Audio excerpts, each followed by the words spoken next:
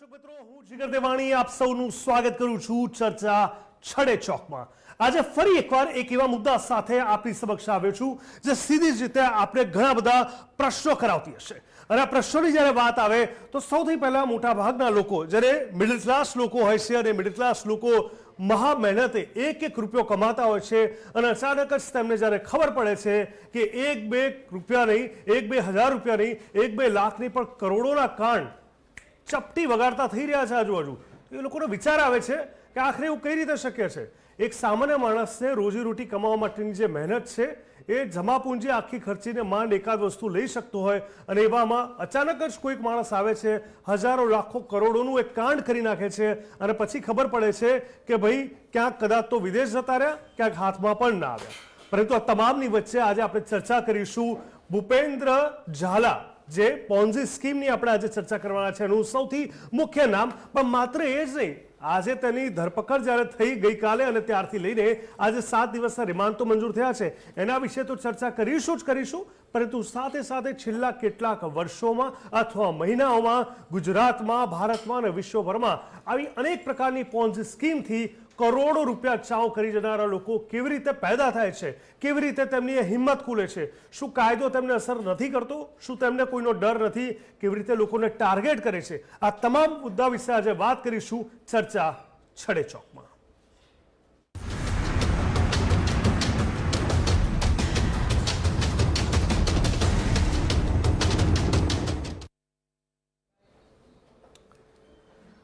તો ગુજરાતમાં હજારો કરોડ રૂપિયાના કથિત BZ ફાઇનાન્સ કૌભાંડના મુખ્ય આરોપી ભૂપેન્દ્રસિંહ ઝાલાની પોલીસે ધરપકડ કરી અને CID ક્રાઇમની ટીમ દ્વારા મહેસાણા પાસેના એક ફાર્મ હાઉસમાંથી ભૂપેન્દ્રસિંહ ઝાલાની ધરપકડ કરવામાં આવી અને તેને મહેસાણાથી ગાંધીનગર પર લઈ જવાયા। અને આજે મહાકૌભાંડી ભૂપેન્દ્ર ઝાલાના 7 દિવસના રિમાન્ડ પર મંજૂર થઈ ગયા। થોડા સમય અગાઉ સુધી મગફળીની ખેતી કરનારા ભૂપેન્દ્રસિંહ ઝાલાએ કંઈક એ પ્રકારે લોકોનો ભરોસો જીત્યો કે તેમણે પોતાની મૂડીનો વહીવટ ભૂપેન્દ્રસિંહને સોંપી દીધો। અરવલ્લીના સજાપુર ગામના ભૂપેન્દ્રસિંહે પહેલા BScની ડિગ્રી મેળવી અને પછી મગફળીની ખેતી શરૂ કરી। અચાનક તેમણે ખેતી બંધ કરીને સગા સંબંધીઓના પૈસાને અલગ અલગ જગ્યાએ રોકાણ કરાવવાનું શરૂ કર્યું અને જોતજોતામાં કરોડપતિ થઈ ગયા। સ્થાનિક સ્તરે તેમણે ડાયરાનું આયોજન પણ કર્યું અને ધીમે ધીમે એવી છાપ ઊભી કરી કે તેઓ લોકસભાની ચૂંટણીમાં અપક્ષ ઉમેદવારી કરવા પણ તૈયાર થઈ ગયા। પરંતુ ખેતી કરતા ભૂપેન્દ્રસિંહે ટૂંકા ગાળામાં એવું તો શું કર્યું કે લોકો તેમની પાસે રોકાણ કરાવવા હેતુસર આવવા લાગ્યા અને કઈ રીતે તેમણે લોકોને વધુને વધુ રોકાણ કરવા માટે મનાવ્યા, રૂપિયા રોકવા માટે લોકોને કઈ રીતે આકર્ષ્યા, આ તમામે તમામ આજે ચર્ચા કરીશું। આપણી સાથે TV13ના સ્ટુડિયોમાં ઉપસ્થિત છે પિયુષભાઈ સુથાર, સામાજિક કાર્યકર છે, તેમની સાથે ચર્ચા કરીએ। પરંતુ એ પહેલા હું તમને જણાવી દઉં કે BZ ગ્રુપ બનાવ્યા પછી ભૂપેન્દ્રસિંહ શરૂઆતમાં જ અરવલ્લીમાં જ પોતાનો ધંધો શરૂ કર્યો હતો। એ પહેલા સવાલ છડે ચોકની આપણે વાત કરીએ, અનેક સવાલ થઈ રહ્યા છે કે આખરે કેમ લોકો ફસાય છે પોન્ઝી સ્કીમમાં। જી હા, આ સ્કીમની અંદર એવું તો શું છે કે લોકો આટલા આકર્ષાઈ રહ્યા છે, કેટલા ટકા વ્યાજની લાલચ પોન્ઝી સ્કીમમાં અપાય છે, આ પણ એક મોટો સવાલ છે। આવા તમામ સવાલની વચ્ચે બીજો એક અગત્યનો સવાલ એ છે કે શું છે પોન્ઝીને અટકાવવાના કાયદાઓ। આ કાયદાઓની વાત કરવી ખૂબ જરૂરી છે કારણ કે તેનાથી ઉપરવટ થઈને કોઈને કોઈ રીતે આ પ્રકારના લોકોને છેતરે છે અને કરોડો રૂપિયા ચાવ કરી જાય છે।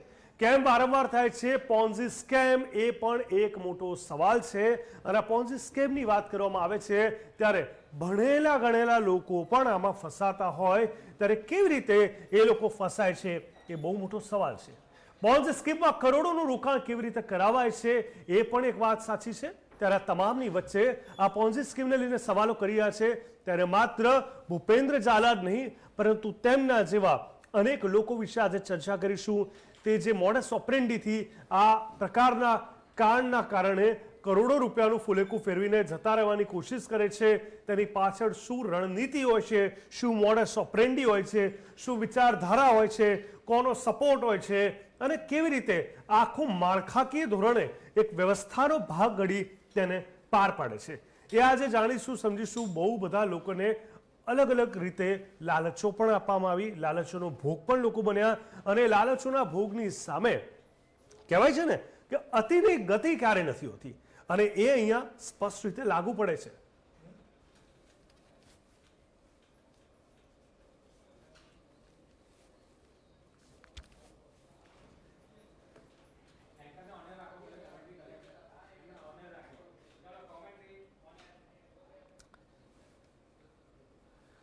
તો બીઝેડ ગ્રુપ બનાવ્યા પછી ભૂપેન્દ્રસિંહે શરૂઆતમાં અરવલ્લીમાં જ પોતાનો ધંધો શરૂ કર્યો. તેમાં તેઓ લોકોને ₹100 સ્ટેમ્પ પેપર પર 7% વ્યાજે બીઝેડ ગ્રુપની કંપની પાસે પૈસા ઉધાર લેતા હોવાનું લખાણ કરાવતા.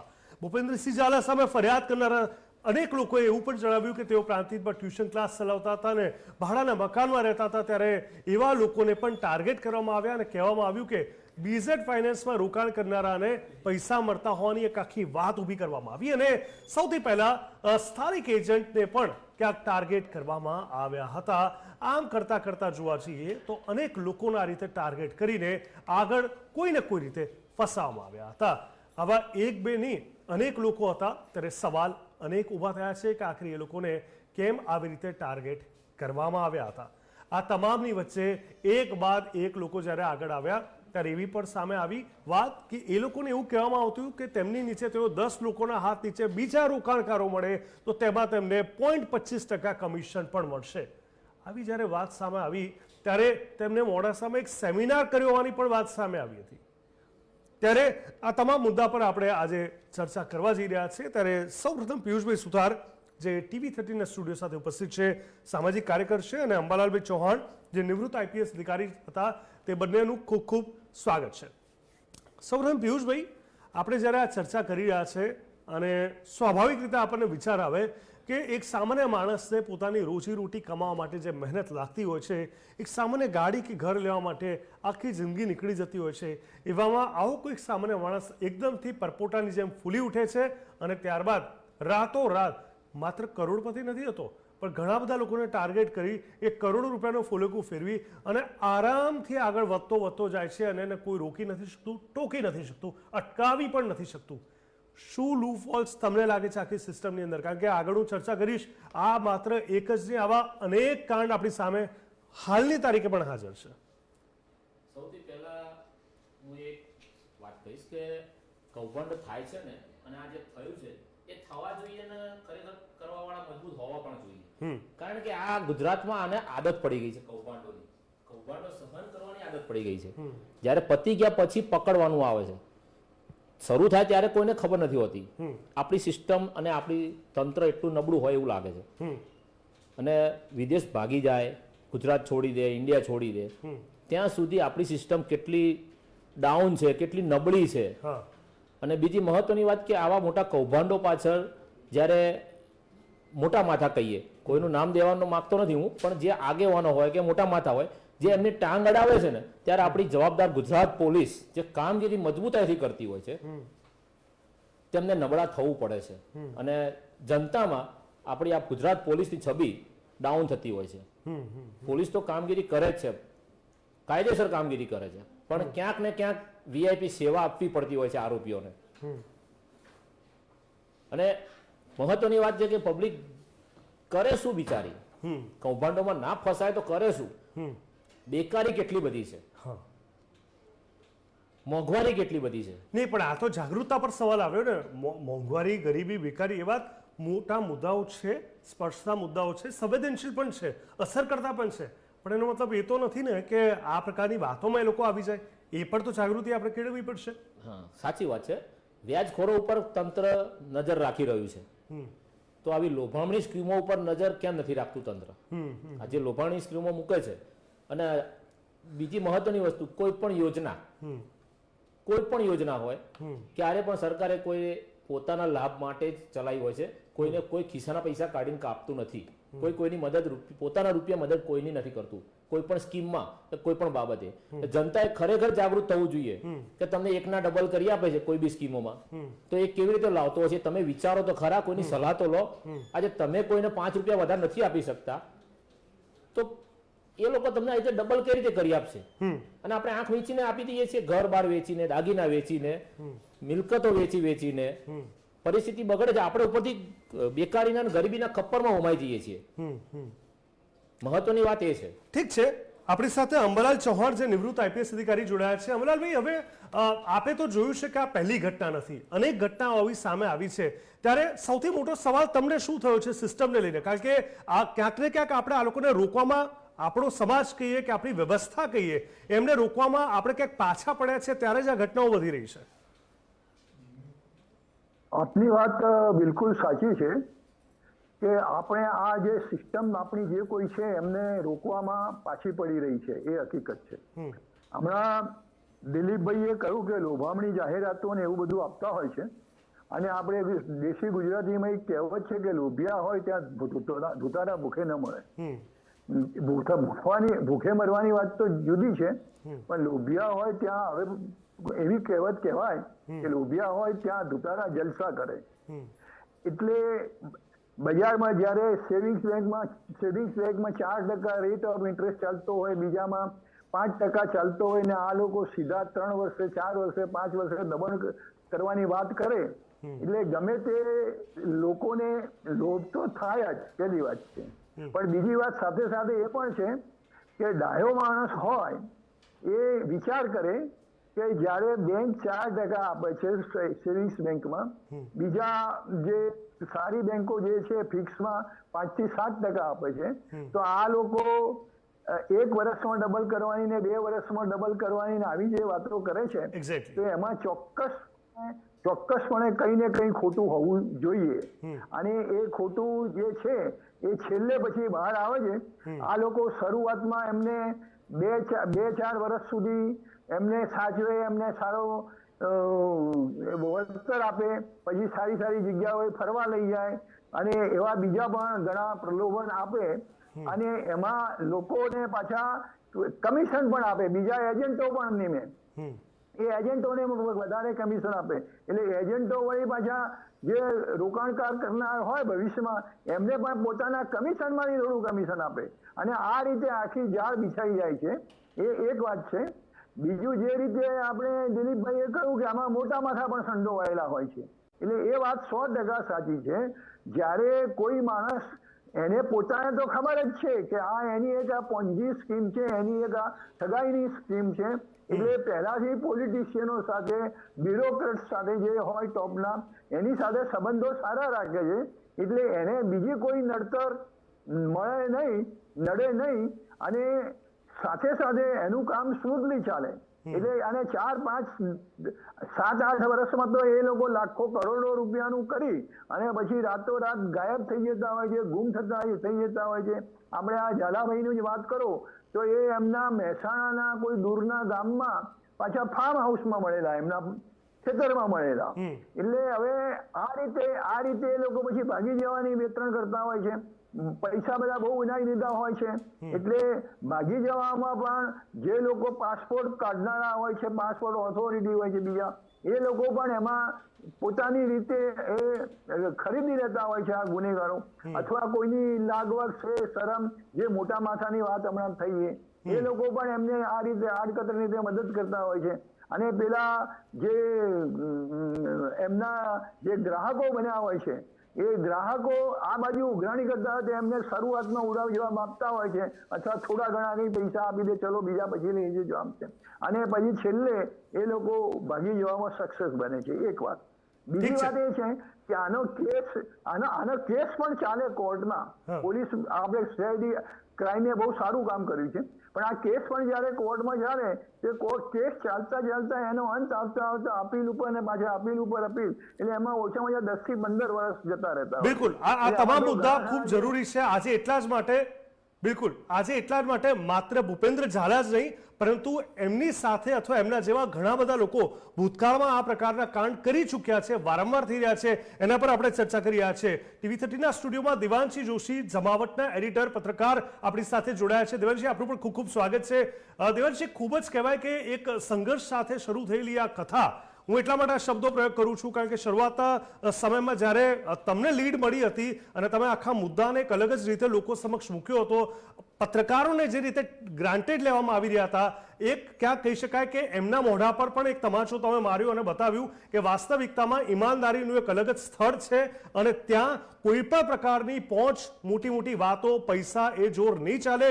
જો ખોટું કર્યું તો તમને અમે તો નહીં જ છોડીએ. આ પ્રકારની વાસ્તવિકતાના સૌથી પહેલા દેવાંશી જોશીએ દર્શન કરાવ્યા હતા. દેવાંશી, શું હતી તમારા નજર સમક્ષ એ ઘટના જ્યારે આટલી સરસ રીતે, આટલી ખૂબ જ આક્રમકતાથી આ વાતો બહાર નથી આવી? ઘણા માનતા હતા, નતા માનતા વાળા ઘણા લોકો કનેક્ટેડ હતા અને આરામથી બધું ચાલતું હતું. જ્યારે તમે મુદ્દાનો ઉપાડ્યો હતો એક લીડર તરીકે, શું હતી એ ઘટના તમારા મોઢે પહેલા સાંભળવા માંગીશ.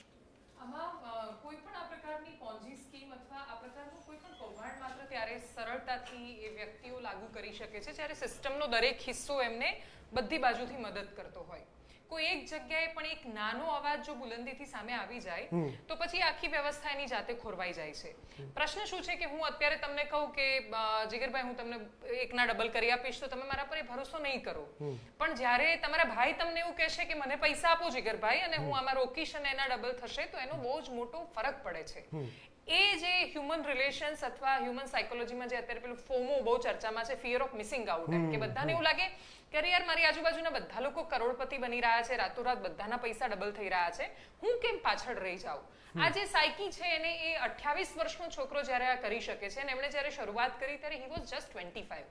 25 વર્ષના છોકરાને એ વાત સમજાઈ ગઈ હતી કે તમારે બધાને દેખાડવું બહુ જરૂરી છે. તમે કશુંક બતાવો એમને કે હું આ કરી શકું છું. જો દિખતા હૈ વો બિકતા હૈ વાળી મેન્ટાલિટી. યસ, અને એટલે જ એક જાહો જલાલી વાળું વાતાવરણ બતાવવું, સમૃદ્ધિ બતાવવી, અને એ સમૃદ્ધિમાં કોણ નથી અંજાયું?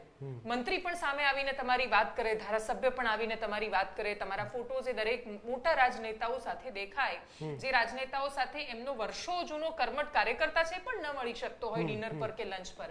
તો આ પ્રકારના દ્રશ્યો જ્યારે દેખાય ત્યારે બહુ જ સરળતાથી લોકો એ વાતને સાચી માને છે અને બહુ જ સરળ પોલિટિક્સમાં પણ જેનો બહુ ઉપયોગ કરવામાં આવે છે કે એકની એક વાત વારંવાર જ્યારે સતત કહેવામાં આવે ત્યારે એ એના માટે સત્ય બની જાય છે. તો બીઝેડ એ 5 વર્ષ માટે સાબરકાંઠા અને અરવલ્લીનું સત્ય હતું. એ સામે આવ્યું છે એટલે હવે બધાને સમજાઈ રહ્યું છે ને હજી ધીરે ધીરે સમજાઈ રહ્યું છે. પ્રોસેસ થતા સમય લાગવાનો છે એમને પણ કે એમની સાથે આ શું થઈ ગયું. ચિંતા માત્ર એવા નાના માણસોની છે. એટલે આજે જ એક બેનનો મને ફોન આવ્યો જેમણે એમના પતિનું મૃત્યુ થયું એના પછી જે એમને ઇન્સ્યોરન્સનો કોમ્પન્સેશન બાકીના જે રૂપિયા મળ્યા એ એમને 1.5 લાખ રૂપિયા મળ્યા, એમાંથી ₹1 લાખ એમણે બીઝેડ પર રોક્યા હતા.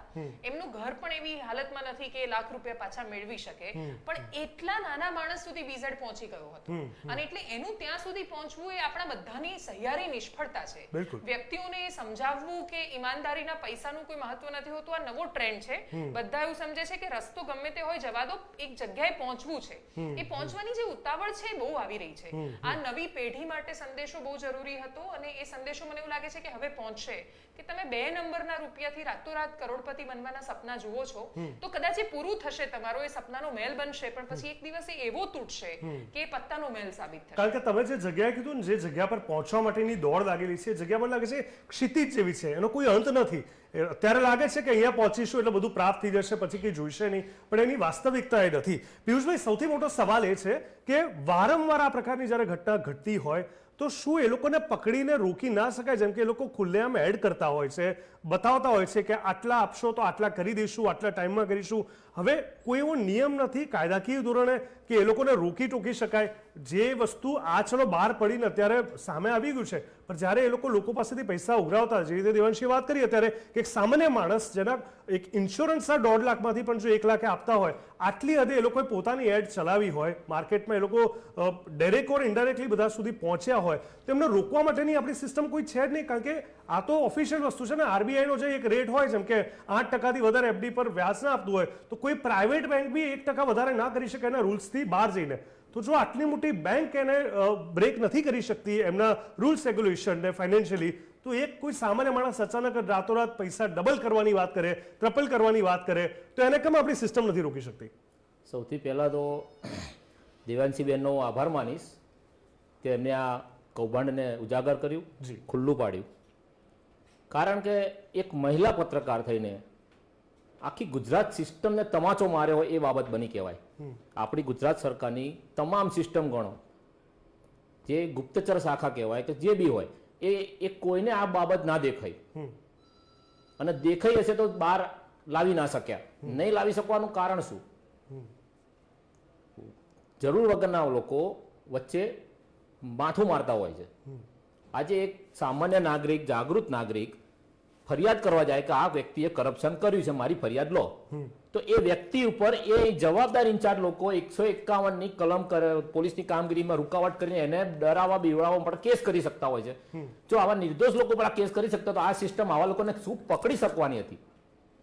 આજે મહિલા પત્રકાર તરીકે જો આટલું કામ કરે છે એનો મને ગર્વ છે, અને એક બાજુ દુઃખ થાય છે અને શરમ આવે છે આપણી સિસ્ટમ ઉપર કે આ વસ્તુ તમે શું કરો છો, તમારી સત્તાનો તમે શું ઉપયોગ કરો છો? હા, એટલે આટલી વસ્તુ થઈ છે, આટલી ઘટનાઓ, આગળ હું ઘણા બધા એક્ઝામ્પલ તમારા સમક્ષ મૂકીશ, તો હજી આપણી અંદર એ શ્યોરિટી નથી. કદાચ બાકીના બંને અંબલાલભાઈ અને દેવાંશી જોશી આપ પણ સહેમત થશો કે આપણે હજી બી માનસિક રીતે શ્યોર નથી કે આવતીકાલે એટલે ભવિષ્યમાં આવી ઘટનાઓ પાછી નહીં ઘટે.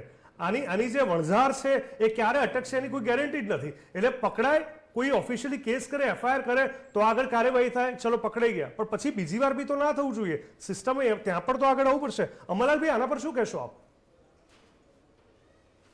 ના, બિલકુલ આપની વાત સાચી છે એ રીતે કે આવા માણસો એક વખતે નિર્દોષ છૂટી જતા હોય છે અથવા બહુ લાંબો સમય કેસ ચાલતા હોય છે અને પછી એનો કોઈ ખાસ નિવેડો આવતો નથી, અને છેલ્લે એમ છતાં પણ એ લોકો છેલ્લે પેલું કહે છે કે દેવાળું કાઢ્યું પણ અમારી પાસે હજુ આટલા કરોડ રૂપિયા બચ્યા છે. એટલે એ રીતે એમની પોઝિશન એ છે કે એ કાયદેસર રીતે દેવાળું કાઢી નાખે, પણ એમની પાસે કરોડો રૂપિયા હોય, અને એવા આપણે દાખલા ઘણા બધા જોઈએ છીએ. અને બીજી વાત એ છે કે ખરેખર જે આ પોલીસનું માં પણ એક ઇકોનોમિક વિંગ હોય છે, અને જેને આપણે દેશ લેવલે ઈડી અને ઇન્કમ ટેક્સ ને એ જે છે એ રીતે હોય છે. એટલે એમાં પણ એમની પાસે બાતમી ખાતું હોય છે. દાખલા તરીકે કોઈ માણસના કોઈ ક્યારે એમ કે એને ઇન્કમ ટેક્સ રિટર્ન ન ભર્યું હોય અને 35 વર્ષની કે 25 વર્ષની ઉંમર જે કંઈ હોય એમાં એકાએક 25 કરોડની આવક બતાવી દે, તો એમણે એમના જે જાસૂસી ખાતું જે છે ઇન્કમ ટેક્સનું અથવા ઈડીનું અથવા આપણે સીઆઈડી હોય, ક્રાઇમનું પણ હોય, સીઆઈડી ક્રાઇમમાં પણ એ હોય છે બાતમીદારો. એટલે એમણે કહ્યું છે ભાઈ આ માણસ પાસે અત્યાર સુધી કશું નહોતું, એનું ઇન્કમ ટેક્સ રિટર્ન નહોતું ભરાતું, અથવા આટલું 2 લાખનું જ ભરાતું હતું અને એકંદરે એકાએક વધી અને 25 કરોડનું થઈ ગયું છે, તો એ શું ધંધો કરે છે? Weather it is official, unofficial, કે સ્મગલિંગ કરે છે કે બીજું કરે છે, અથવા ઘણી વખત બૈરાના નામે, બીજા સગાવાલાના નામે, ભાઈના નામે, છોકરીના નામે, બાપાના નામે, એમ એ રીતે બેનામી ટ્રાન્ઝેક્શન પણ એમાં થતા હોય છે. એટલે એ વખતે જ જો તેના ઉપર બ્રેક મૂકવામાં આવે તો બાકીના લોકોનું જે કૌભાંડ થતું હોય, બાકીના લોકોના પૈસા જે જતા હોય, ઠગાઈ થતી હોય, એ બધા અટકી જાય. જેટલા થઈ ગયા એ બરાબર છે, પણ જે નથી ભવિષ્યમાં થનારા છે એ બધા અટકી જાય. એટલે એના માટે પ્રિવેન્ટિવ મેજર્સ આ પ્રમાણે લઈ શકાય કે ભાઈ આમની આ જે, અને પછી એમના ડોક્યુમેન્ટ પણ તાત્કાલિક તપાસાઈ દેવામાં આવે કે ખરેખર રિયલ ડોક્યુમેન્ટ છે કે ખોટા છે. ઓર્ડરો મેળવ્યા છે સરકાર તરફથી કે તમે આવી સ્કીમો ચલાવી શકશો કે કેમ, એ ખરેખર સાચા છે કે ખોટા છે, whether all the rules are observe or not. અને એ પ્રમાણે જે એનું ઓડિટ અને તપાસ થવી જોઈએ, એ ઓડિટિંગ બરાબર રેગ્યુલર થાય છે કેમ, ઓડિટના રિપોર્ટ શું કહે છે. એટલે આ જે છે એ એક નિરંતર પ્રોસેસ થવી જોઈએ, અને એનું જે ઇકોનોમિક બાતમી ખાતું જે છે એ બરાબર એલર્ટ થવું જોઈએ, એમાં પૂરા માણસો આપવા જોઈએ, અને જે આ જાતની અને આવી જાતના સ્કીમો વાળા પછી જાહેરાતો પણ બહુ મોટી મોટી કરતા હોય છે, ઇનામો પણ બહુ મોટા મોટા રાખતા હોય છે. એટલે ઇવન ન્યૂઝપેપરમાંથી પણ તમને ઘણી બધી માહિતી એ દરરોજના વાંચો તો એમાંથી મળી રહેતી હોય છે.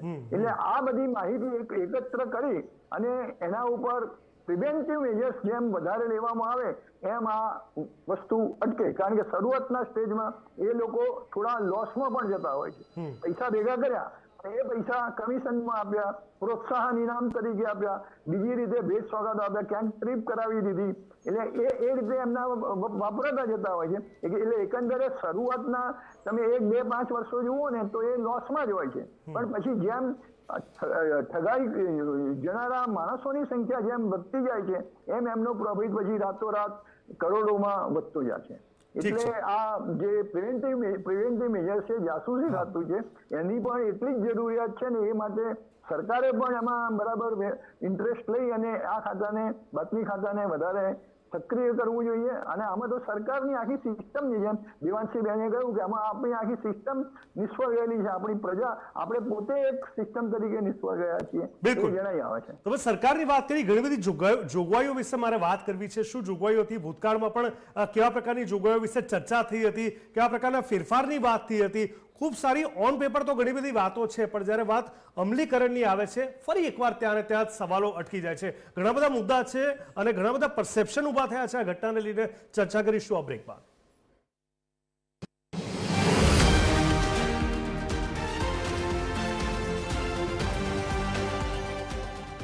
TV13 ગુજરાતી, હકથી ગુજરાતી.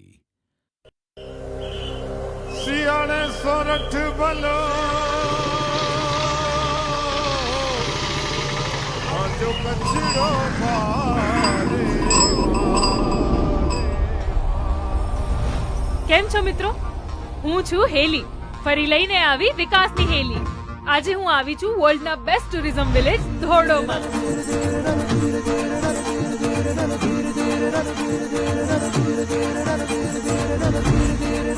દર વર્ષે થતા રણોત્સવને માણવા આખી દુનિયા અહીંયા આવે છે. ખબર છે કેમ?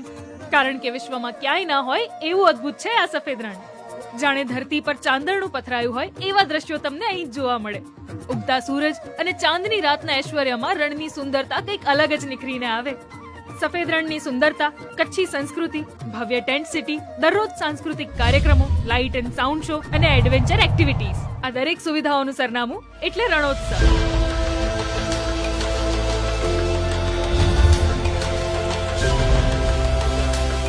રણોત્સવનું બીજું મોટું આકર્ષણ છે અહીંયા આયોજિત આર્ટ એન્ડ ક્રાફ્ટ સ્ટોલ્સ, જ્યાં તમને જોવા મળશે મનમોહક કચ્છી કસબ. અહીંની ભાતીગળ કારીગરી જોઈને તો તમે શોપિંગ વગર રહી જ નહીં શકો.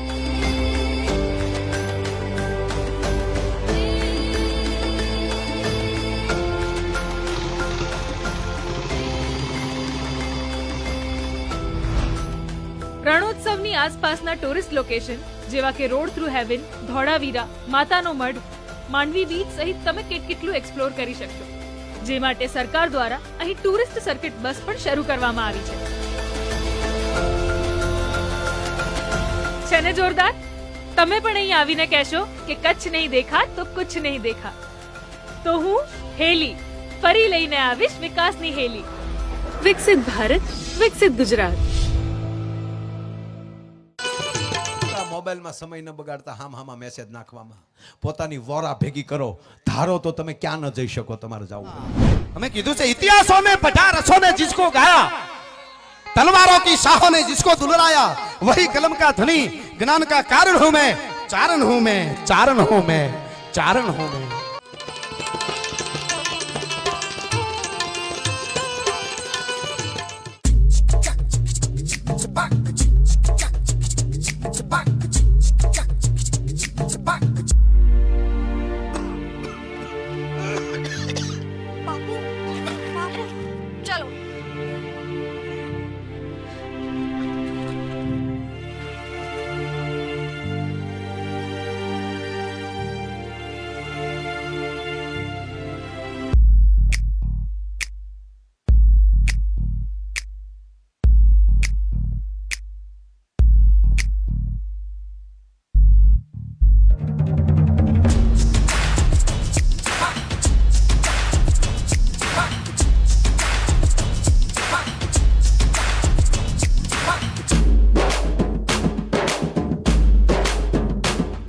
હવે ગુજરાતની 7.5 લાખ મહિલાઓ બનશે ડ્રોન દીદી.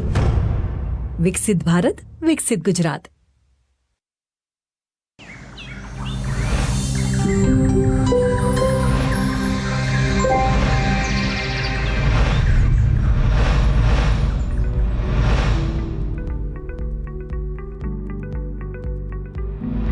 જ્યારે કાળું પાટિયું હતું ત્યારે કાળા પાટિયા પર જે લખેલું હતું તે અમને સારી રીતે વાંચી પણ નથી શકતા હતા અને સારી રીતે દેખી પણ શકતા ન હતા. જ્યારે સ્માર્ટ ક્લાસ ન હતા ત્યારે અમને પાટિયા પર કોઈ મુદ્દો સમજવાનો હોય ત્યારે દોરીને અમે સમજતા હતા અને હવે સ્માર્ટ ક્લાસ આવ્યા પછી અમે સ્માર્ટ ક્લાસમાં ટીવી દ્વારા ફ્રીડેમાં જોઈએ અમે સમજીએ છીએ.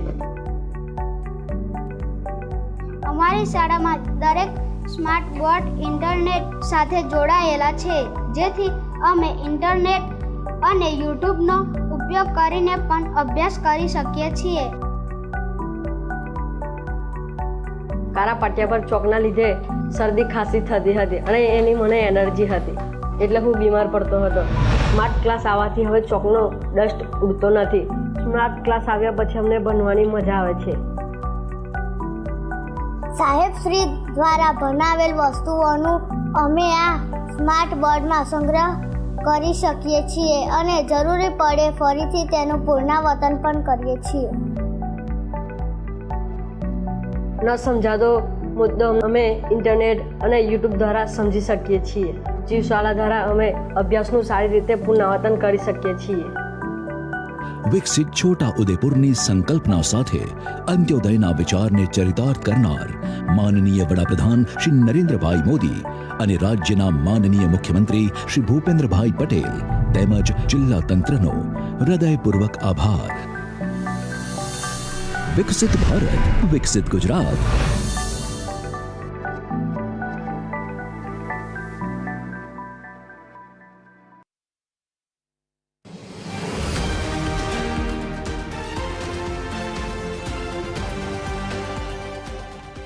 TV13 ગુજરાતી, હકથી ગુજરાતી.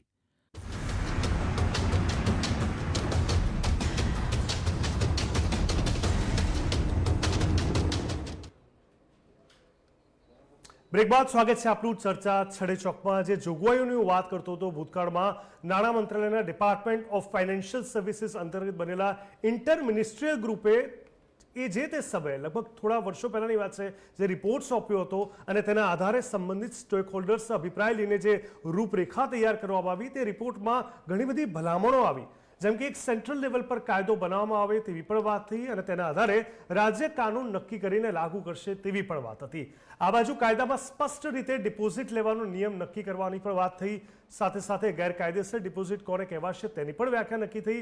જે કંપનીઓ રેગ્યુલેટ અંતર્ગત આવતી હશે તેની ડિપોઝિટ લઈ શકાશે એવી પણ વાત થઈ. આવા અનેક મુદ્દાઓ છે પોન્ઝી સ્કીમને લઈને અને સાથે સાથે પોન્ઝી સ્કીમ અંતર્ગત ગુનો બિનજામીન પાત્ર હશે તેવી પણ વાત થઈ. માત્ર ફ્રોડનો મુદ્દો સામે આવવા પર એક્શન નહીં લેવાય, પરંતુ કોઈ કંપની જો પોન્ઝી સ્કીમ ચલાવી રહી હશે તો તેના પર પણ કેસ દાખલ કરી શકાશે. આ પ્રકારની ઘણી બધી વાતો સામે આવી હતી. દેવાંશી, મારે પૂછવું છે કે વાત કાયદાની આવે છે ત્યારે ઘણી બધી જોગવાઈઓ હોય છે, ઘણી બધી વ્યવસ્થા હોય છે, સિસ્ટમ એની રીતે બધી રીતે તૈયાર છે. એવું કહેવાય કે કશું જ ખૂટી નથી રહ્યું, પણ જ્યારે વાત અમલીકરણની આવે, એક્શનની વાત આવે, ત્યાં એટલી બધી પાછી પાની થાય છે અને ત્યારે ઊભો થાય છે ડરનો અભાવ. અને આ જ ડરના અભાવને સેન્ટ્રલાઇઝેશનમાં રાખીને આ પ્રકારના કૌભાંડીઓ ખુલ્લેઆમ મેદાનમાં નીકળી પડે છે.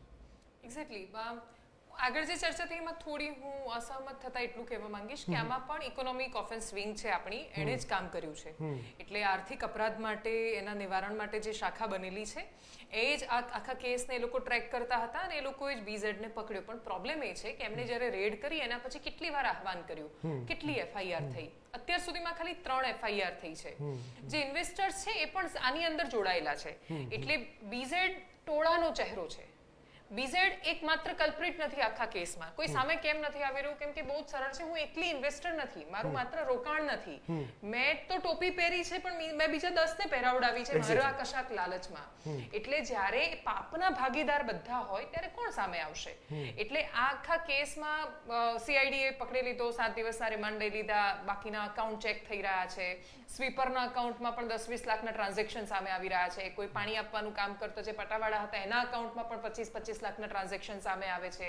એક એજન્ટ છે એની પાસે 2 ગાડી છે. ધી પ્રોબ્લેમ ઇઝ કે તમે કોર્ટમાં 1000 કરોડ સુધી નથી પહોંચી શક્યા હજી બધું ભેગું કરીને. કેવી રીતે સાબિત કરશો? પણ લાગે છે 7 દિવસમાં બીજી 70 વસ્તુ બહાર આવશે કે પછી ઠેરનું ઠેર? એટલે મને એટલા માટે બહુ સંભાવ 1 મહિનો થયો છે એને પકડવામાં. 1 મહિનો જ્યારે થઈ જાય અને ડિજિટલી બહુ હોશિયાર માણસ છે બીઝેડ. એ તમે ડિજિટલી એની પાછળ તમે જો એનું ટ્રેકિંગ કરો કે કયા વોલેટમાં એની પાસે, જ્યારે કોઈ પણ માણસ ક્રિપ્ટોમાં ટ્રેડ કરી રહ્યું છે, ફોરેક્સમાં ટ્રેડ કરવાનો દાવો કરે છે, જો એના દાવા જે અત્યાર સુધી એમણે કર્યા પોતાના ગ્રાહકોને સાચા હોય તો તમારી પાસે બહુ જ સિમ્પલ રસ્તો હતો. એ જ્યારે પકડાયો ત્યારે એના બીજા દિવસે ડિજિટલ ટ્રેકિંગ કરવાનો. હું એવું માનું છું કે આપણી પાસે એટલી સમર્થ સિસ્ટમ તો છે જ, એટલે એમને જ્યારે પકડ્યો છે ને આટલો મોટો આંકડો જ્યારે પ્રેસ કોન્ફરન્સમાં બોલાયો છે તો 5500 કરોડની સ્ટોરી થઈ હતી, એમણે 500 કરોડ વધારીને 6000 કરોડ ગયા છે. તો એનો મતલબ એ છે કે એ કંઈક તો સાબિત કરી શકશે, પણ એ સિમ્પલ છે, તમે ડિજિટલી કરી શકો. વોલેટમાંથી 10 સેકન્ડમાં બિટકોઇન હું વેચી શકું છું. પણ સાયબર ઇન્વેસ્ટિગેશન ઓફિસર પણ તો આપણી પાસે હશે, આઈટી સિસ્ટમ પણ હશે, સરકાર આપણી છે, કાયદો તંત્ર તો એવું તો છે નહીં કે એનાથી ઉપર છે. તમારી વાત સાચી છે કે ઘણી રીતે એમાં પાવરદા હોઈ શકે છે, પણ સિસ્ટમથી ઉપર જતા રહે તો પછી ક્યાંક સવાલ ઘણા બધા એક અલગ ડિરેક્શનમાં આપણે ઊભા કરવા પડે. નહીં ડેફિનેટલી. એટલે આમાં તમે પકડ્યા છે એટલે સાબિત કરવું જ પડશે. હવે પોલીસ પાસે કોઈ જ રસ્તો નથી. પોલીસ એવો હાથ ઊંચો ન કરી શકે કે અમારાથી સાબિત ન થઈ શક્યું. સાબિત ન થઈ શકે તો ઉપરથી વધારે મોટો અપરાધ છે. પણ આમાં મૂળ જે આપણે ચર્ચાનો જે હેતુ છે ને કે વારંવાર સતત સામે આવતા રહેશે, તો એને કોઈ એક સિસ્ટમ કેટલા બધા લોકોને સજા થઈ, એટલા બધા લોકોને સજા કરાવ્યા પછી પણ તમે એને રોકી માત્ર ત્યારે જ નહીં શકો જો તમે તમારા આદર્શો સાચા સેટ કરશો. સમાજમાં બીઝેડ આદર્શ ન હોવો જોઈએ. બીઝેડ ના પૈસા વાળા થવાથી કોઈને પ્રોબ્લેમ નથી. બીઝેડ 5500 કરોડ શું 5 લાખ કરોડ કમાય, કોઈને કશો જ વાંધો નથી, પણ એ ટેક્સ ભરે સરકારને. એ સરકારમાં બાકીના યુવાનોને સાચો રસ્તો બતાવે. જો તમે એક બીઝેડ ટ્રેડિંગની વાત નથી, માત્ર અરવલ્લી સાબરકાંઠાની વાત નથી, અનેક જગ્યાએ અનેક આવી દુકાનો ખુલી ગઈ. દર બીજું માણસ એવું સમજે છે કે હું 100 માણસને મૂર્ખા બનાવીને રાતોરાત કરોડપતિ બની જઈશ. આ સમાજનો ટ્રેન્ડ જ્યારે સેટ થયો છે ને દુનિયામાં જ્યાં સેટ થયો છે ત્યાં પડતી આવી છે. એટલે અચાનક ઊભો થયેલો હાઈપ, ફુગાવો, ચારેય બાજુ બધાનું જાહો જલાલીમાં જીવવું, જાકમ જોડમાં રહેવું, દર બીજા માણસને એવું લાગે કે આપણે ડિફેન્ડર જ લાવવાની છે, તો ચિંતાનો વિષય છે આ કે તમે એવું શું કામ કરી રહ્યા છો, તમે મહેનત કેટલી કરી રહ્યા છો, પરસેવો કેટલો પાડી રહ્યા છો, તમારા હાથ પગ કેટલા ચાલી રહ્યા છે, મગજ કેટલું ચાલી રહ્યું છે, કશું જ નથી ચાલી રહ્યું ને સોફામાં બેઠા બેઠા નેટફ્લિક્સ જોતા જોતા તમને જો એવું લાગે છે કે બીઝેડ ની રીલ જોઈને હું બીઝેડ જેવો બની જઈશ, તો તમે બૂચ મારવા સિવાય બીજું કશું જ કરવાના નથી. એટલે લોકોને મૂર્ખ બનાવવાના ટ્રેન્ડ સેટ થવા એ સમાજનો સૌથી મોટો ચિંતાનો વિષય છે. અને એના પર બીઝેડ નાનકડું એક વચ્ચે આવેલું બમ્પર છે. એ બમ્પ છે ખાલી નાનો. એના પર રોક માત્ર તો લાગશે જો આપણે સમૂહમાં એ રીતે ચર્ચા કરીશું કે આમાં બધા જ હિસ્સેદાર હતા.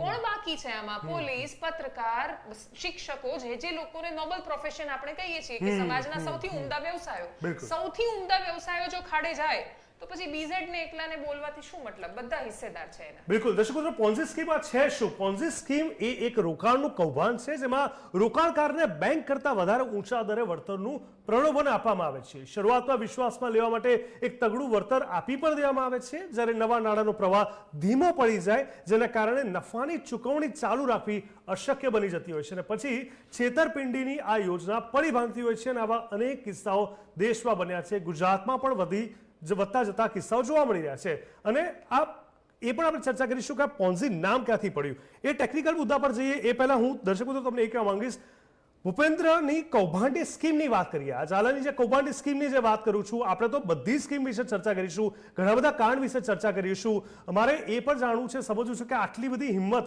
આટલો બધો પૈસો એ લોકો કેટલી માળખાકીય સુવિધાઓ સાથે પાર પાડી રહ્યા છે. કારણ કે જે રીતે હમણાં વાત કરી કે અનેક પ્રોફેશન, નોબલ પ્રોફેશનના બધા લોકો જોડાયેલા હોય, તે સિસ્ટમને એવી તો કઈ હદે મેનિપ્યુલેટ કરવામાં આવી હશે કે એમાં લોકો માનતા થયા, વિશ્વાસ કરતા થયા, રોકાણ કરતા થયા અને સામે બીજા પાસે કરાવતા હતા. એટલે પાવર ઓફ ડબલિંગ જે કહેવાય ને એ અહીંયા સામે આવ્યું છે. એટલે પિયુષભાઈ, આમાં એક વાત સ્પષ્ટ કહી શકાય કે મોટાભાગના ઘણા એવા લોકો હોય કે જે લોકો ગરીબ લોકો અથવા લાલચમાં આવીને ફસાઈ જતા હોય, પણ જ્યારે ભણેલા ગણેલા અથવા જે સમજદાર લોકો જ્યારે અહીંયા આવ્યા છે ત્યારે એ લોકો પણ સીધી અથવા આડકતરી રીતે આ કાંડ કરવામાં એ લોકોની પણ એટલી જ મહત્વની ભૂમિકા છે અહીંયા. આપણે હમણાં તમે જ કીધું કે આટલી બધી સિસ્ટમ છે આપણી પાસે, તેમ છતાં આવા બનાવો બને છે, આવા કૌભાંડો થાય છે. તો પછી એક સવાલ એવો બી ઊભો થાય કે તમામ સિસ્ટમના 2 નંબરના, અત્યારે ભ્રષ્ટાચારની જમાનો બહુ મોટા પાયે કહેવાય.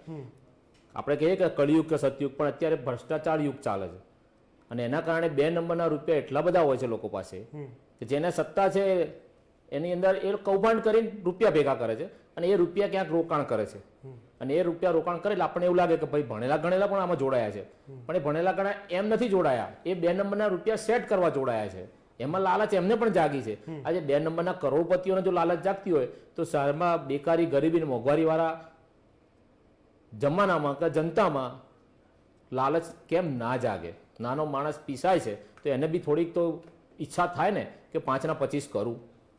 પણ એ કેટલી યોગ્ય વાત આપણે આવી ચર્ચા અત્યારે કરી રહ્યા છે ત્યારે આગળ આવવું, પોતાના ઘરને આગળ લઈ જવું, એક મધ્યમ વર્ગના લોકો જ્યારે મહેનત કરીને પરસેવો વાળતા હોય ને આગળ ના આવી શકતા હોય, તમે કહો છો બધી ઈચ્છા થાય, પણ શું એનો મતલબ એ છે કે આ રસ્તાને પકડવું? એ લોકો એ સમજી શકે છે ને કે આમાં શું થઈ રહ્યું છે. આ એવી કોઈ રોકેટ સાયન્સ વસ્તુ છે નહીં કે જે રીતે પત્રકારનો ઉલ્લેખ કર્યો, હું ચોક્કસ કહેવા માંગીશ કે ઘણા બધા એવા લોકો હશે કે જેને ખબર પડતી જ હશે કે આ ખોટું છે. આપણે જ્યારે કોઈ જે લોકો સિગરેટ પીવે છે, શું એ લોકોને નથી ખબર કે આમાં કેન્સર નહીં થાય? જ્યારે ખબર છે ખોટું છે છતાં કરવામાં આવે છે. મારો પ્રશ્ન ત્યાં છે, જે નથી ખબર ભોળવાઈ ગયા, છેતરાઈ ગયા, એ તો છે જ આખો અલગ વિષય, પણ જેને ખબર છે અને એમાં ભાગ બને છે અને બીજાને ભાગ બનવા માટે જ્યારે એક આખી સિસ્ટમનો ભાગ બની જતા હોય છે, તો પછી એનું શું સોલ્યુશન? આપણે બી એ સ્વીકારીએ ને કે જાહેરાતોમાં જોઈએ છે કે દાને દાને મેં કેસર કા સ્વાદ, અને છેલ્લે કહેવામાં આવે છે કે હાનિકારક છે. એટલે જનતાને પહેલા તો જાગૃત કરવાની વાત છે. જાગૃત કોઈ છે નહીં, ભણેલા ગણેલા પણ જાગૃત નથી. તો ભાઈ નાનો માણસ જાગૃત કેવી રીતે થાય? નાના માણસને જો કોઈ જાગૃત કરવા જાય છે તો એને ડામવામાં આવે છે, એને દબાઈ દેવામાં આવે છે કે તમે શા માટે આ લોકોને આ રીતે ઉત્સાહિત કરો છો, જાગૃત કરો છો, એમને કેમ રોકો છો? તો જાગૃત કરવા માટે પણ રોકવામાં આવે છે, તો જનતા બિચારીને ખબર કેવી રીતે પડશે કે આ સાચું શું છે, ખોટું શું છે? મને લાગે છે સેલ્ફ અન્ડરસ્ટેન્ડિંગ અથવા સેલ્ફ ડિસિપ્લિનની વાત હોવી જોઈએ કે જ્યારે ફાઇનાન્શિયલ મેટરની જ્યારે ચર્ચા કરતા હોય, આના માટે કોઈ IMF કે વર્લ્ડ બેંકનું સ્ટડી કરવાની આવશ્યકતા નથી. જ્યારે આ પ્રકારના મોટાભાગના પર્સન્ટેજની જ્યારે વાત થતી હોય, અંબાલાલભાઈ શું કહેશો આમાં? કારણ કે જ્યારે સામાન્ય માણસની સમજની વાત આવે છે, મોટાભાગના લોકો ભોળવાઈ રહ્યા છે, એન્ટર થઈ રહ્યા છે, તો ક્યાંક એમની સમજ ઉપર પણ હવે પ્રશ્નો ઊભા થઈ રહ્યા છે કે આ જ લોકોને હાથો બનાવીને આવા પ્રકારના પોન્ઝી સ્કીમરના સ્કેમર્સ ઊભા થઈ રહ્યા છે દિવસે ને દિવસે. કમનસીબે પોન્જી સ્કીમ રોકવા માટેનો આજ સુધી કોઈ કાયદો નથી, એવું બિલકુલ મારું માનવું છે અને એ લગભગ સાચું છે. બીજી વાત એ છે કે તમે કોઈને પણ ઇવન જૂની IPC, હવે નવામાં એની જે કલમો હોય પણ જૂના IPC પ્રમાણે 406, 420 કોઈને તમે ટ્રસ્ટ આપો અને પછી એની સાથે ચીટિંગ કરો તો એ બધા તો એ ગુનામાં તો આવે જ છે. અને એ સિવાય મેં કહ્યું એમ કે દરેક દાખલા તરીકે સાયબર કાફે તો અથવા CID ક્રાઇમ, એમાં પણ ઇકોનોમિક ઓફેન્સની એક વિંગ છે જ કે જે બીજા લોકોને ચીટિંગ કરે અથવા કોઈ ફ્રોડ કરે એ બધાની સામે પગલાં લે. અને આમાં બી ક્રાઇમ બ્રાન્ચે જ આ પોન્જી સ્કીમને જે ફ્રોડસ્ટર જે છે ઝાલા એને પકડ્યો છે. એ સિવાય બીજા પણ દરેક રાજ્યમાં દરેક રીતે એ ચાલતું જ હોય છે. હવે કદાચ કોઈને વધારે પડતું લાગશે, પણ હું 1985-86ની વાત કરું તો એક મારો ત્યાં સુરતમાં એક ઓળખીતો હતો કે આ સહારા સ્કીમમાં અમે જોડાઈએ છીએ. મેં કીધું તો પછી સહારાવાળા દેવાળું કાઢે ત્યારે તમે રોવાની તૈયારી રાખજો. મેં એ વખતે મજાકમાં કહેલું, પણ now really it has become a fact. જોકે એ મેં એને 5-10 વર્ષનું કહ્યું હતું, પણ એ જોકે ચાલ્યું બહુ લાંબુ, પણ છતાં ultimately it ended up in A zero અથવા -0 જેને કહેવાય કે એ પોતે બી સુબ્રતો ગુહા કે સુબ્રતો રોય જે હોય અને એ એના માલિક, અને એ બધા જેલમાં જ છે અથવા કદાચ જામીન બામીન ઉપર છૂટા હોય તો આઈ ડોન્ટ નો. પણ કહેવાનો મતલબ એ છે, એક બાજુ લોભ અને લાલચ છે, બીજી બાજુ સરકારે પણ આ બધી સ્કીમો રોકવા માટે પહેલા ટાઈમમાં 5 વર્ષમાં ડબલની એવી સ્કીમ હતી. ધારો કે સરકારને ન પોસાય તો 5ને બદલે 6 કે 6.5 વર્ષ કે 7 વર્ષ એ એવું કરે, એ એક વાત છે. અને બીજી વાત, જે રોકાણકારોને પણ જે હોય છે એના માટે સરકારે વ્યવસ્થિત પોસ્ટ ઓફિસની સ્કીમો સારી છે, પણ એનું સરકાર તરફથી જેટલી જાહેરાત થવી જોઈએ એટલી થતી નથી. અને ત્યાં જે સ્ટાફ આપવો જોઈએ એ સ્ટાફ પણ અપાતો નથી. અને ત્રીજી વાત મેં કહ્યું એમ, છેલ્લે જ્યારે પોલીસ પકડે અને છેલ્લે લાંબા કેસો ચાલે ત્યારે ઘણા બધા એમાંથી નિર્દોષ છૂટી જતા હોય છે. ઘણા બધા પછી પોતપોતાની રીતે ખાનગીમાં સેટલમેન્ટ ને આ તે કરી અને કોઈ રિઝલ્ટ આવતું નથી કે લાંબે ગાળે. અને આપણી પાસે મોટા દાખલાઓ છે, નીરવ મોદી છે, બીજા ઘણા બધા છે, મેહુલ ચોકસી છે, ફલાણા ઘણા બધા છે. એટલે કહેવાનો મતલબ એ બીજું છેલ્લે આપણી નજર સમક્ષ બધાએ જોયું છે કે ભાઈ ગૌતમ અદાણી નામનો માણસ અમદાવાદમાં જૂનું સ્કૂટર ફેરવતો હતો અને વર્લ્ડનો નંબર 1, 2, 3 કે એશિયાનો જે નંબર 1, 2 એ બની ગયો. એટલે આપણે કેમ કંઈક આવું ના કરીએ ને આપણે પણ કેમ ના કરી શકીએ ને હજુ એમને કશું કંઈ થયું નથી, આપણને બી શું થવાનું છે. ફરી એકવાર અહીંયા આ વાત તમે જે કીધી, જી તમારી જે વાત છે એ ક્યાંક ને ક્યાંક ફરી એકવાર ક્યાંક લાલચની એક માનસિકતા પર આવીને જ અટકી જાય છે. દેવાંશજી, ભૂપેન્દ્ર ઝાલાની આ સ્કીમની વાત કરીએ તો ઘણી બધી વાતો સામે આવી હતી, જેમ કે 5 લાખ રોકાણ કરી 32 ઇંચનું ટીવી અથવા મોબાઈલ ફ્રીની વાત કરવામાં આવી, 10 લાખના રોકાણ પર ગોવા ટ્રીપ એમને ફ્રી આપવાની વાત કરી, ફિક્સ એફડીના ઓન પેપર 7% અને મૌખિકમાં 18%. આ જે આંકડાઓ છે મને વિચાર આવે છે કે આ કહેતી વખતે એનું ક્યાંક કહી શકાય કે અંદરનું મન કચવાતું નહીં હોય અથવા જે સાંભળતા હશે એને પણ વિચાર નહીં આવતો હોય. શું એટલા બધા આપણે અભણ થઈ ગયા છે? શું એટલા બધા આપણે ક્યાંક જાહો જલીલામાં ક્યાંક એટલા ગૂંચવાઈ ગયા છે કે આપણે સફોકેશનમાં જીવી રહ્યા છે? આપણને બસ આવું જ કદાચ કંઈક જોઈએ છે અને એટલા જ માટે આ લોકો જીતી રહ્યા છે. આમાં આપણે ત્યાં બીજી એક સમસ્યા છે, હું થોડુંક વિષયાંતર કરીને વાતને સમજાવવા માંગુ છું કે જે આપણે ત્યાં બહુ મોટો પ્રોબ્લેમ થાય છે ને કે આપણે હંમેશા એવું સમજીએ છીએ કે મારી સાથે ક્યારેય કશું ખોટું કે ખરાબ ન થઈ શકે, એટલે આપણે આપણા બાળકને લઈને ક્યાંય ફરવા જઈએ તો પણ આપણે સેફટી એટલે ચેક ન કરીએ કેમ કે આપણે એવું માનીએ કે મારી સાથે તો ખોટું નહીં જ થાય. ફિનાન્શિયલ સ્કીમમાં પણ મોટા ભાગે એવું થતું હોય છે કેમ કે આ પહેલી વાર આપ્યા જ છે 18% રિટર્ન, એનાથી વધારે આપ્યું છે. 18% તો છેલ્લે સંધો આમ વચ્ચે પહોંચ્યા પછીનો આંકડો છે. 18% કરતાં પણ વધારે રિટર્ન બીઝેડ અનેક લોકોને આપી ચૂક્યો છે, હજારો માણસોના પૈસા ડબલ થઈ ચૂક્યા છે. વચ્ચે એક ફેઝ એવો આવ્યો હતો જેટલા લોકોએ ક્રિપ્ટોમાં એ વખતે રોક્યા, જેના નસીબ એ પ્રમાણે કોઈકના તો મહિનામાં ડબલ થયા. ડોનાલ્ડ ટ્રમ્પની જીત પછી ક્રિપ્ટોમાં જેટલો ઉછાળો આવ્યો, એલન મસ્કના જે ડોજ કોઈન છે એમાં કેટલો બધો વધારો આવ્યો. એટલે જે લોકો આ ફિનાન્શિયલ માર્કેટને જાણે છે એને ખબર છે કે જો તમે થોડા હોશિયાર હો અને તમારા નસીબ સારા હોય તો તમે કમાઈ શકો છો, એમાં ના નથી. પણ તમે જાતે ટ્રેડિંગ કરતા હોય ત્યારે તમારી આંખો સામે આંકડા હોય છે, તમને તમારું નસીબ ખબર હોય છે. અને ક્રિપ્ટો એ ઇન્ટરનેશનલ માર્કેટ છે, ભલે ક્યાંક લીગલ છે ક્યાંક ઇનલીગલ છે, ક્યાંક 30% છે એના પર ટેક્સ ક્યાંય નથી અને એના પર ઇટ્સ અ ડિબેટેબલ થિંગ. એટલે મોટા રાષ્ટ્રપતિ ક્યાંક પોતાના કન્ટ્રીમાં શું એની જોગવાઈ છે અથવા કેટલી હદે એમનું ઇન્વેસ્ટમેન્ટ છે એની ઓપન વાત કરતા હોય છે. પણ વાત જ્યારે બીઝેડની આવે, કોઈ એક આપણો સામાન્ય ગુજરાતી માણસ એવું કહી શકતો હોય તમે કહો છો 18%થી વધારે આપ્યા, એટલે એ પણ એક આખી મોડસ ઓપરેન્ડીનો જ એક ભાગ હશે કે 2, 4, 6 મહિના આપી અને એનાથી મોટી અમાઉન્ટ ક્યાંક પડાવવાની જ વાત આવતી હશે હરીફરીને. નહીં, આમાં જનરલી શું થાય છે, કોઈ પણ પોન્જી સ્કીમ કરવા વાળો માણસ જ્યારે શરૂ કરે છે ત્યારે એનો ઇન્ટેન્શન શરૂઆતમાં તો એટલીસ્ટ એવો નથી જ હોતો કે પૈસા લઈને ભાગી જશે.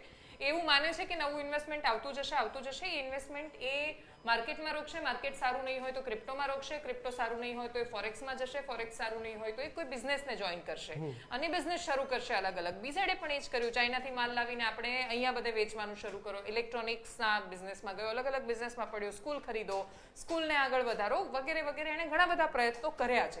આમાં શું થાય છે, કોઈ પણ પિરામિડ સ્કીમ તમે જે પોન્જી સમજાવ્યું, ચાર્લ્સ પોન્જીએ જે કર્યું ત્યારથી લઈને બીઝેડ સુધીનો ઇતિહાસ એ છે કે એ નવો પૈસો આવતો જાય છે ત્યાં સુધી વાંધો નથી. બીઝેડે 6 મહિના નથી આપ્યા પૈસા, એણે ઓલમોસ્ટ 6ઠું વર્ષ હશે આ એનું. એટલે આટલા વર્ષ સુધી. અને બીજું આ સીઆઈડી ની રેડ ન થતી તો હજુ 1 વર્ષ આપતા, કાં તો 2 વર્ષ પણ આપતા. એટલે એક્ઝેક્ટલી સવાલ એ છે કે જ્યારે આ બ્રેક થાય છે સિસ્ટમ, 6 મહિના હું એઝ એક્ઝામ્પલ બોલ્યો તો જેવી સિસ્ટમ બ્રેક થાય છે એવું આખું સામે આવે છે. ખ્યાતિ હોસ્પિટલ બીજું એ જ એક્ઝામ્પલ છે અને એમાં 112 લોકો મરી ગયા હતા એ વાત આવી હતી. હું થોડો ટ્રેકથી સાઈડ પર જઉં છું. મુદ્દો એ છે કે જ્યારે એવી દુર્ઘટના મોટું કાંડ સામે નથી આવતું તો એ આરામથી ચાલે છે. તો કેટલા આપણે સિસ્ટમથી પાછા પડી ગયા છે કે એ લોકોને એટલો બધો કમ્ફર્ટ ઝોન આપી દીધો છે કે તમે ધારે એ સમયે ધારે એની જોડે ધારે એ રીતે તમે બિઝનેસ કરી શકો છો, તમે ડોક્ટર બની શકો છો, નકલી વકીલ થઈ જાઓ, જજ. મતલબ શું નથી, આપણી આસપાસ જોઈએ તો આપણને ડર લાગે છે કે ક્યાંય પણ કંઈ પણ થઈ જશે, બસ ખાલી એ એક્સપોઝ થવાની જ વાર છે.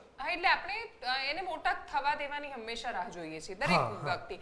આ જ કૌભાંડ હું ખૂબ શંકાથી જોઈ રહી છું મારી જાતને પણ કે આ કૌભાંડ જો 5 કરોડનું હોત તો શું મેં કવર કર્યું હોત કે કેમ એ ખબર નથી મને. એ આંકડો જ્યારે કોઈના મોઢે સાંભળીએ ને કે 500 કરોડ 5000 કરોડ ત્યારે આપણે ચોંકીએ છીએ અને જે ચોંકવાની વાત છે ત્યાં સુધી લઈ જાય છે. 5 કરોડ પર જો રોકાઈ જાય, લોકલ લેવલ પર કામ થવાની બહુ જરૂર છે. તમે કરપ્શનમાં સામાન્ય માણસને હિસ્સેદાર ન બનાવી શકો અને એ થઈ ગયું છે હવે. એટલે હવે કોઈ પણ વ્યક્તિ છે એ માત્ર યોજનાના લાભાર્થીઓ નથી રહ્યા, એ કરપ્શનના લાભાર્થીઓ છે. મોટા ભાગની જગ્યાએ સામાન્ય માણસ ગામડા સુધી પહોંચી છે આ વાત.